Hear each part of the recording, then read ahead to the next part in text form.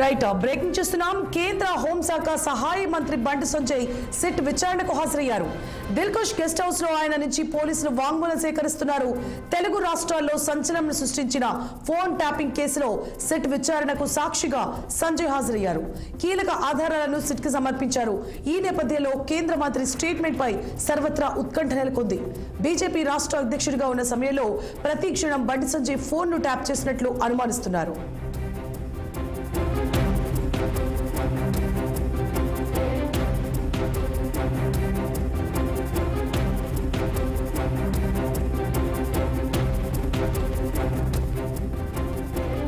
Phone tapping వ్యవహారంలో కేసీఆర్ కేటీఆర్ పాత్రపై ఆధారాలు సేకరించిన కేంద్ర నిఘా వర్గాలు వాటికి సంబంధించి సేకరించిన ఆధారాలను కేంద్ర మంత్రి ముందుంచాయి.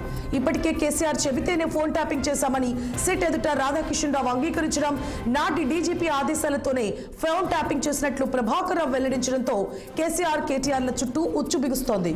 మరోవైపు తన వద్ద ఉన్న సమాచారాన్ని సిట్ అధికారులకు అందిస్తానన్నారు బండి సంజయ్.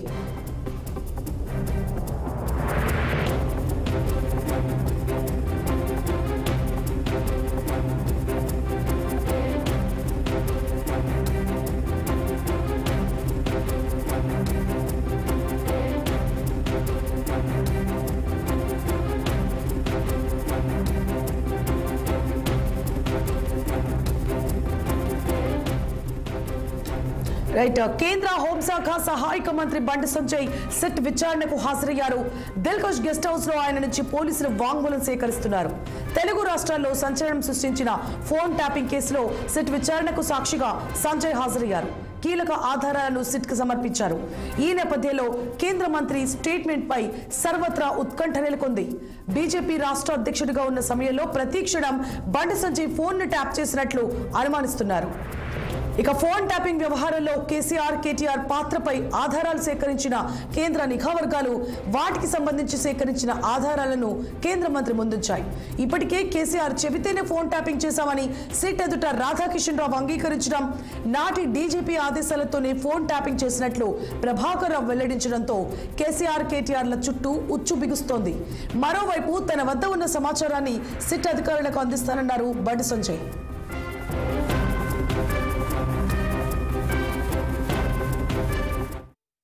ఆపరేషన్ సింధూర్ పై చర్చ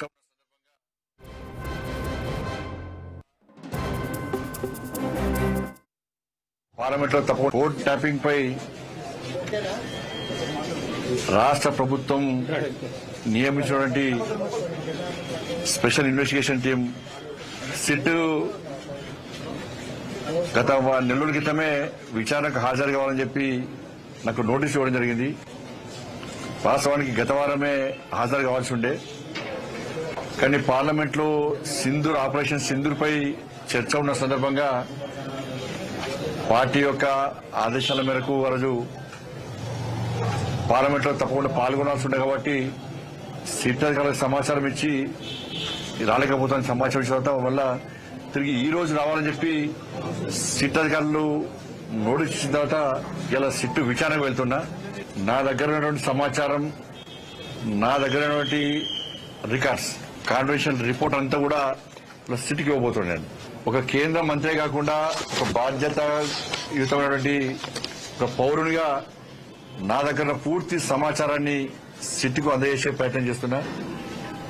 ఎందుకంటే తెలంగాణ రాష్ట్రంలో అందరికంటే ఎక్కువ అత్యధికంగా నా ఫోన్ కాల్సే ట్యాప్ చేయబడ్డాయి. అసలు మొట్టమొదటి ఫోన్ ట్యాపింగ్ విషయంలో ఫోన్ ట్యాపింగ్ బయటపెట్టింది కూడా నేనే. అందరి నా ఫోన్లు, మా కుటుంబ సభ్యుల ఫోన్లు, మా సిబ్బంది ఫోన్లు, మా ఇంట్లో పనిచేసే వర్కర్ల ఫోన్లు, మా పార్టీ నాయకుల ఫోన్లు, మా పార్టీ కార్యకర్తల ఫోన్లు కూడా